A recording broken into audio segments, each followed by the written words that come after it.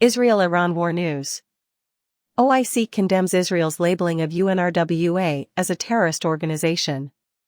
The OIC strongly criticized Israel's illegal moves to undermine the status and role of the UNRWA through attempts to label it as a terrorist organization and strip it of immunity and privileges accorded to its employees. These attempts come amid an upsurge of direct attacks on the agency's installations, which led to the killing of 192 of its employees, it claimed. The OIC calls Israel's actions against UNRWA an extension of the serious Israeli violations of the UN Charter, the Convention on the Privileges and Immunities of the United Nations, the Fourth Geneva Convention, and relevant UN resolutions. A former top French diplomat decided that Israel did not provide enough proof to accuse UNRWA personnel of participating in the October 7 Hamas attacks. Iranian hardline former President Mahmoud Ahmadinejad filed as a presidential contender Sunday, hoping to reclaim power after a helicopter crash killed the president.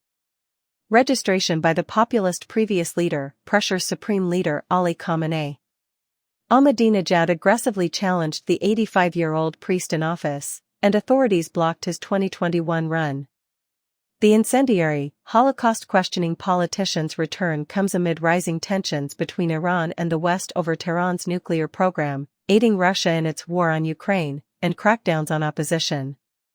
As Yemen's Houthi rebels target ships in the Red Sea over the Israel-Hamas-Gaza Strip war, Iran's funding of armed proxy forces in the Mideast has come under scrutiny. Ahmadinejad is the most notable candidate still registered. He pledged to seek constructive engagement with the world and improve trade connections with all nations after his registration. Ahmadinejad remarked, "The economic, political, cultural and security concerns go beyond the circumstances in 2013, the year he left office after 2 terms. After addressing journalists in front of 50 microphones, Ahmadinejad declared, "Long live the spring, long live Iran." Prior to his entrance at Iran's Interior Ministry, supporters yelled and waved Iranian flags. Soon, they approached Ahmadinejad, 67, yelling, "God is the greatest." He descended the ministry stairs with his passport, as dozens of photographers and video journalists did for registration. He sat, nodded, and smiled at the journalists as a woman considered his candidacy.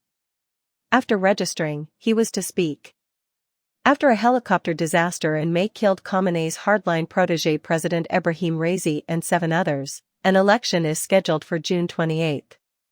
Former Iranian Central Bank President Abdelnasser Hemati and conservative former Parliament Speaker Ali Larijani, who had close links to former moderate President Hassan Rouhani, have registered for 2021.